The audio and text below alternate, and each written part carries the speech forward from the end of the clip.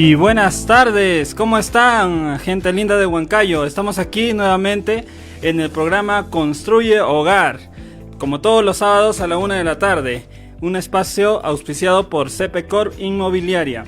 Este día hemos preparado un programa muy interesante y estamos muy ansiosos de poder compartirlo con ustedes, pero antes vamos a la presentación del programa.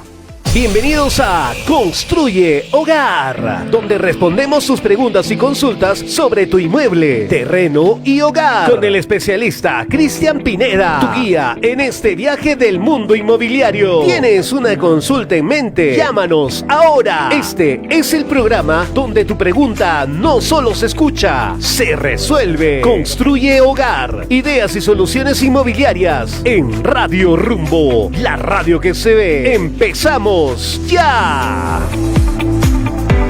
Y aquí seguimos en Construye Hogar. Tenemos un invitado muy especial, él es el señor Cristian Pineda, es el gerente general de CP Corp Inmobiliaria. ¿Cómo estás, Cristian? Buenas tardes. Hola, Miguel Ángel, muchas gracias por la invitación. Estamos acá nuevamente con todas las ganas.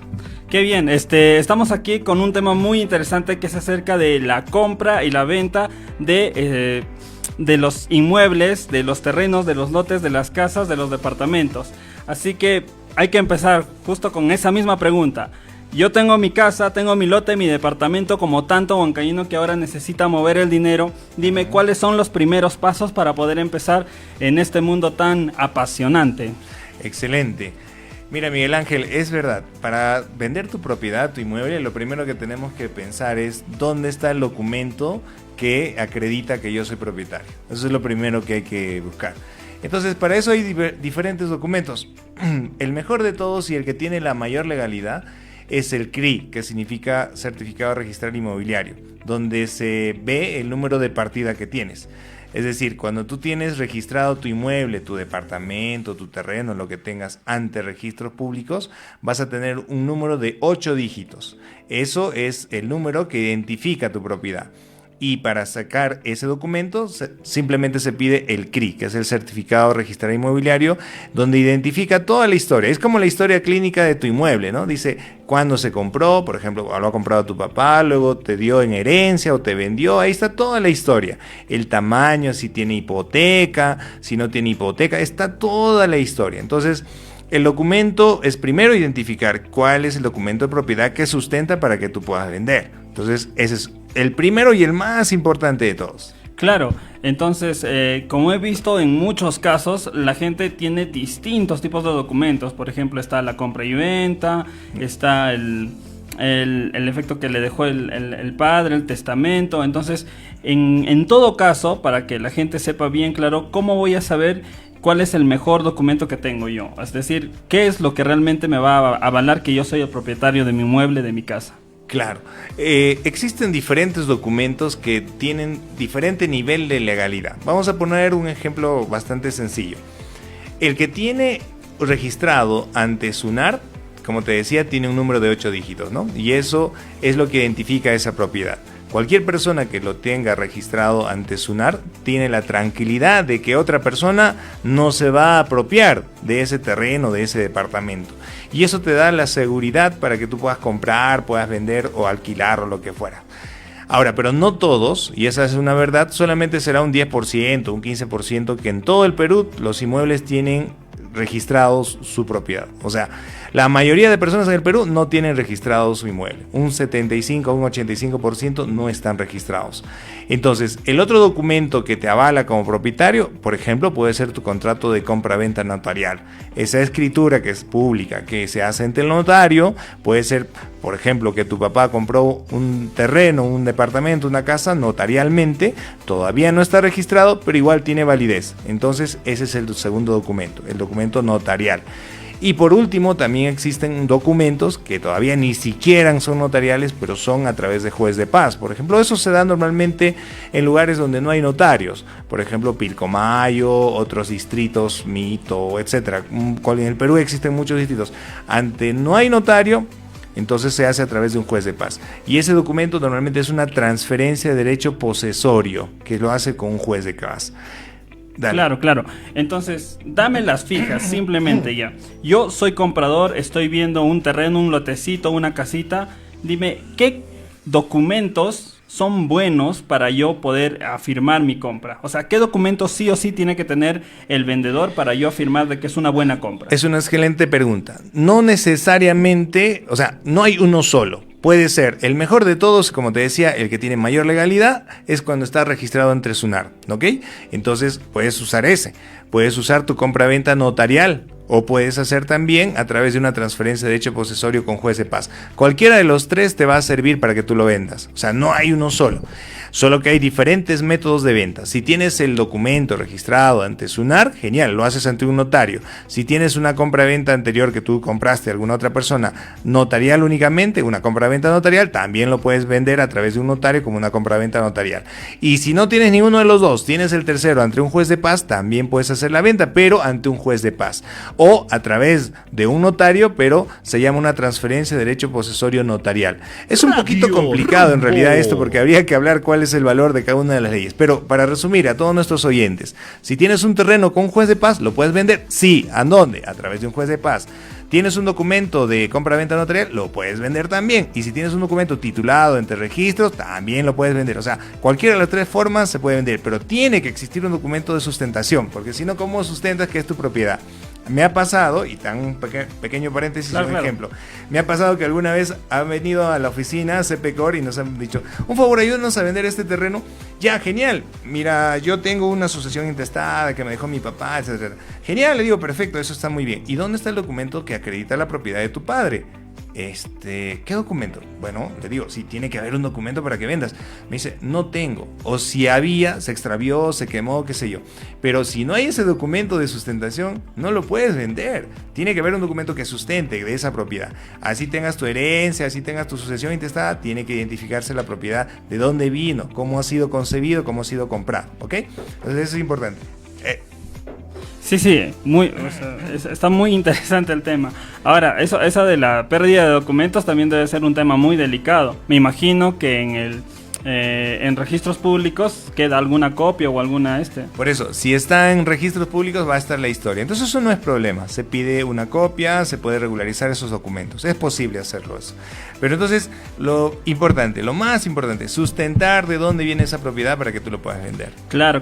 Ahora, otro problema común que he visto, por ejemplo, es cuando la gente vive ya en tu terreno sin ser el propietario. Yo soy el propietario, tengo mi terrenito de 200 metros cuadrados, pero ahí tengo, digamos, a mi inquilino, ¿no?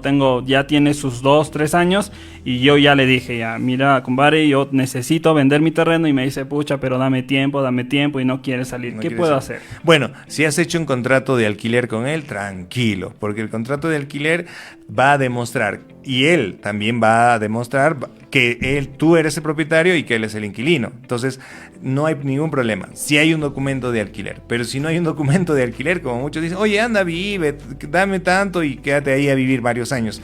El problema es con eso. Entonces, muchas personas se descuidan, no regularizan eso. Un consejo es, tienen que regularizar su alquiler.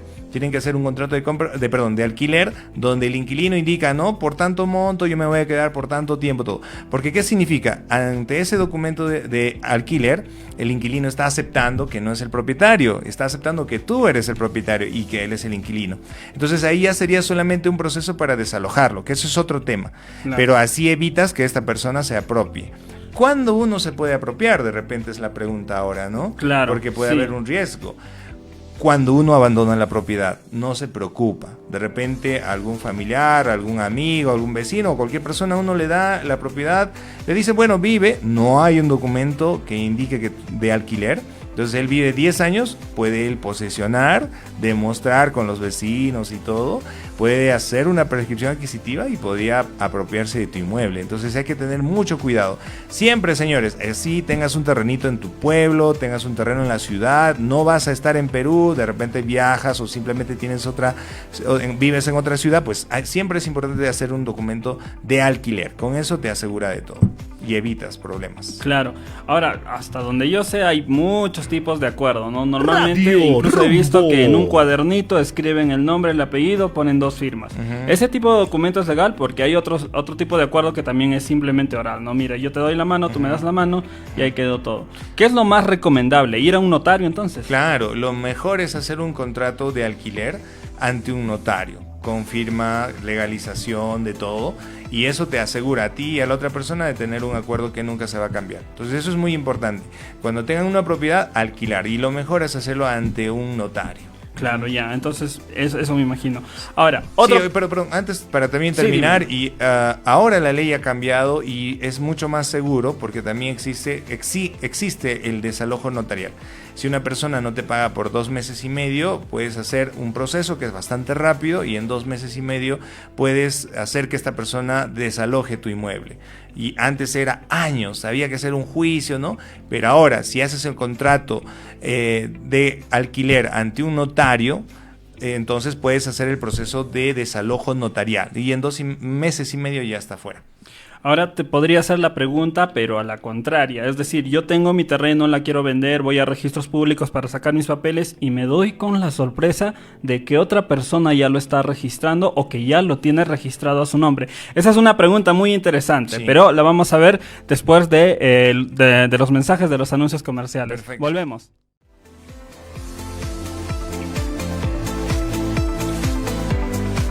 Y regresamos aquí nuevamente en Construye Hogar. Muy bien, nos quedamos con una pregunta muy interesante. Alguien ya está registrando mi terreno a su nombre. ¿Qué hago? Ayúdeme. Ya, en ese lado, lo primero que tienes que hacer inmediatamente, si ya, por ejemplo, está haciendo su prescripción adquisitiva, es ir ante el notario y decir, yo soy fulano de tal, esta propiedad me corresponde, etcétera, y decirle al notario, ¿sabe qué? Detenga este proceso de prescripción adquisitiva para que no pueda titularse la otra parte. Claro, entonces, eso es lo más importante. Entonces, lo aconsejable es que siempre hay que estar atento a lo que está pasando en cuanto a la legalidad de nuestro terreno. Totalmente, y ahí quiero completar, siempre decimos en este programa, y eso creo que hay que tomar bastante conciencia, tener un inmueble es un derecho que lo puedas vender, alquilar, pero también existe el deber, y como les dije ya en estos programas, el deber es que tenemos que cuidar nuestro inmueble, tenemos que cercarlo, tenemos que visitar de vez en cuando para saber si alguien se está metiendo en nuestra propiedad, ver cómo están las condiciones, si es un terreno, es una casa, cómo está, el inquilino, cómo lo está usando, etcétera. Señores, siempre cuiden su inmueble, eso es importante. Muy bien, muy bien. Entonces, puntualmente, teniendo todo esto en cuenta, dinos cuáles son las fijas, cuáles son los requisitos puntuales que necesito para yo o bien comprar un terreno o bien venderlo. Claro. No sé si perfecto. Sí, está claro. Para ayudar a todos nuestros amigos que de repente, como hiciste en la introducción del programa, quieren venderlo, de repente quieren arrendar por varios años su propiedad. Lo que tienes que tener en cuenta para una venta, por ejemplo, de tu inmueble es, ya habíamos hablado del documento que sustente tu propiedad. Hablábamos de que puedes sacar el CRI, el Certificado Registrado Inmobiliario de Registros Públicos, tienes que tener tu compra-venta notarial, tienes que tener tu transferencia de derecho posesorio si es con juez de paz. Entonces, eso es lo primero, tener el documento que identifica que tú eres el propietario. Lo segundo que tienes que tener es al día tus pagos de impuesto al municipio. El impuesto predial, la hoja resumen y el predio urbano, el famoso HR y PU, tienes que tenerlo al día. Porque eso te va a pedir el notario al momento que te acercas para la venta. Tiene que estar al día, señores. Hasta este mes tienes que haber pagado, hasta este trimestre todo. Y ahora, a raíz de que muchas personas no pagan sus impuestos en el municipio, deben años, a veces tienen su terreno y lo han olvidado, lo han dejado, ahora lo quieren vender. También los notarios están pidiendo ahora una constancia una constancia de no adeudo. Esta constancia de no adeudo también tiene que ser actual. Y en ese momento te van a hacer pagar todos los meses o años que debes. Entonces es importante. Pero también es pagar, pero también vas a ganar. Entonces tienes que ponerte al día en ese aspecto. Lo otro que tienes que tener, si vas a vender una parte de tu inmueble, por ejemplo, tienes 1000 metros y vas a vender 500 metros, en ese caso, solo en ese caso, tienes que presentar un plano que va a hacer tu arquitecto y una memoria descriptiva. Nosotros hacemos también eso. Así que si algún amigo quiere hacer, hacemos esos servicios de arquitectura. Eso es importante cuando vendes una parte. Luego, otra de las cosas es que en ese plano es importante verificar también la medida que tienes de tu inmueble. ¿Por qué decimos eso? Ha habido muchos casos de clientes que han venido y me dicen, oye, tengo 1000 metros para vender. Genial. Cuando vendemos nos damos cuenta, hacemos la visita al terreno y resulta que no tiene 1000 metros, tiene 940 metros. Uy. ¿Y eso por qué? Porque el vecino del costado ha hecho una construcción y se ha metido 20 centímetros por el lindero que tiene 30 metros. Entonces 18 metros en total, 18 metros cuadrados que el vecino invadió y se metió. Pero ya está construido, ya tiene 3 pisos, etc. Entonces es importante también que verifiques la medida de tu terreno, por ejemplo, ¿no? Y eso es importantísimo.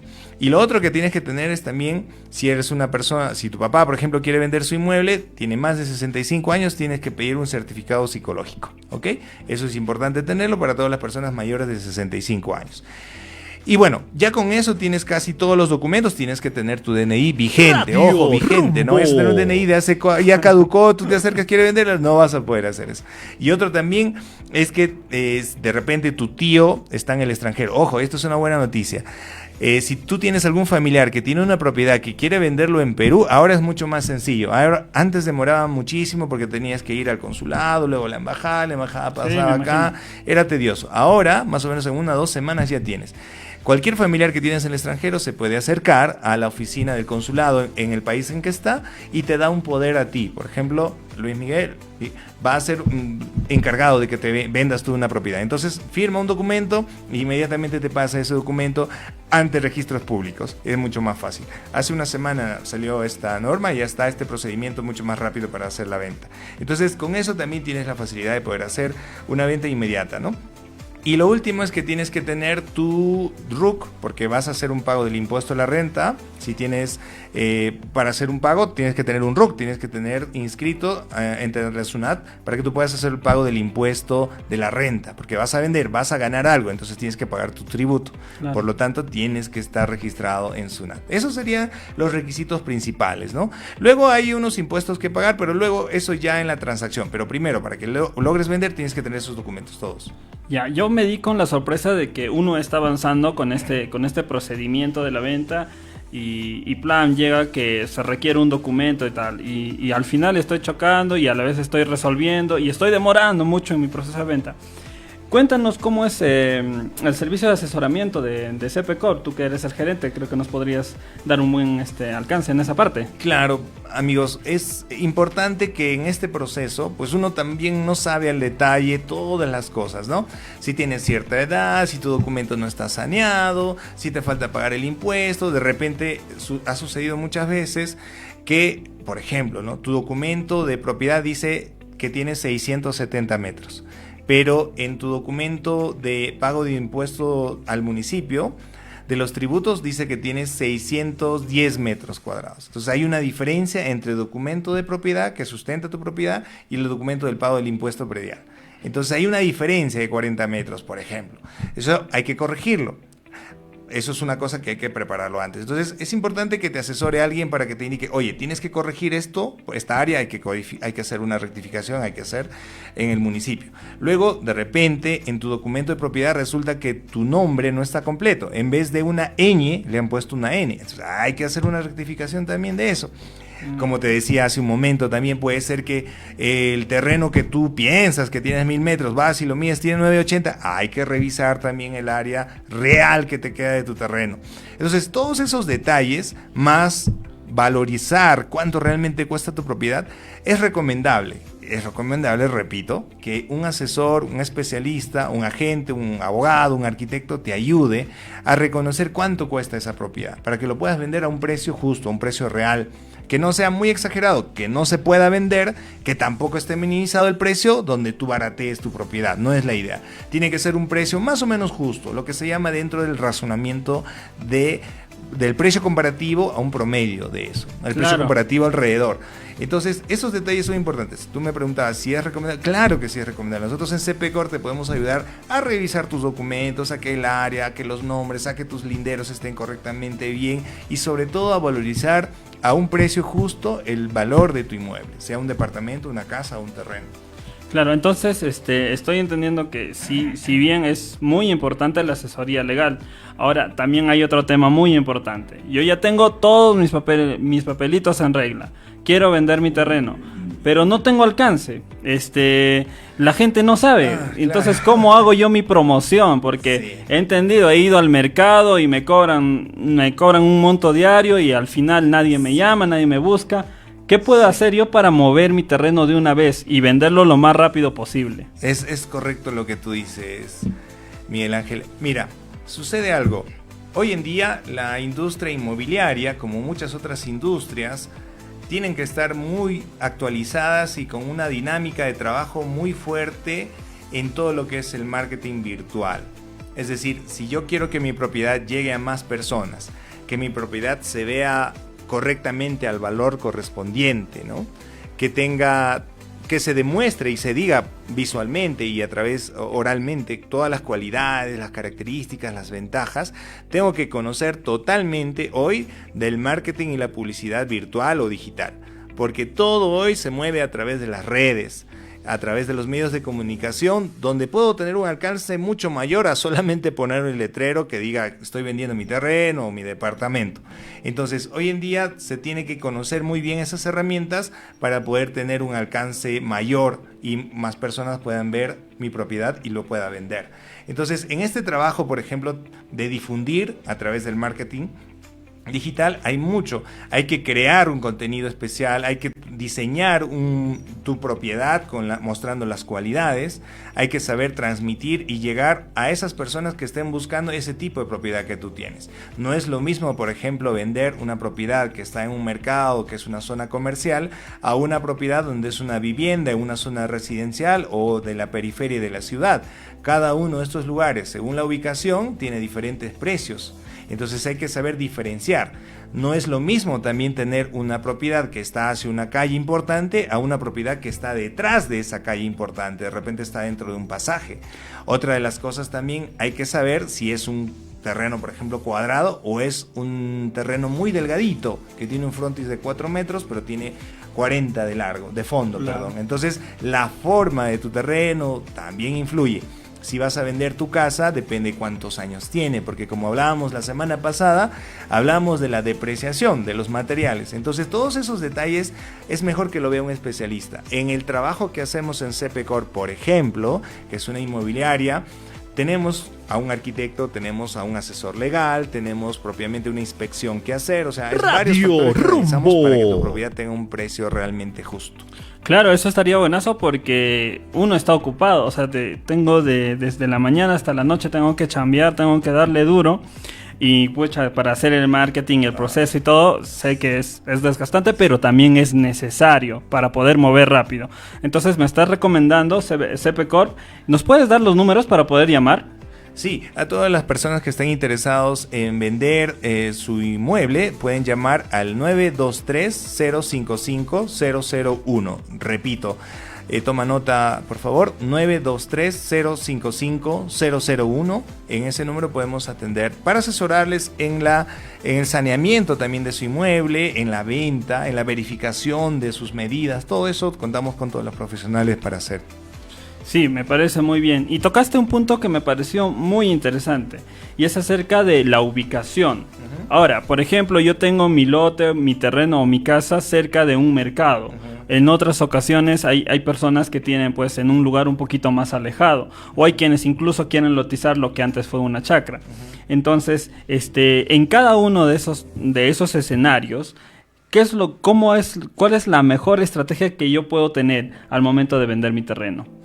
Ok, primero hay que identificar claramente la ubicación, como bien dijiste. Sí. Cada ubicación tiene diferentes usos. Entonces, con esos usos yo puedo darle un enfoque comercial, si es un terreno que está en un mercado, como bien dijiste. Pero hay que tomar en cuenta algo. También importa el frontis que tiene. No es lo mismo una propiedad que tiene un frontis de 4 metros a otra que tiene 20 metros de frontis. Es decir, para todas las personas que van a invertir en ese lugar, que probablemente hagan una tienda de abarrotes, un almacén, una ferretería, una bodega, un bazar, qué sé yo, una farmacia, etcétera, tiene que ver mucho el frontis. Cuanto más frontis tiene, se valoriza más. Por eso decíamos también que otro factor importante es la forma del terreno.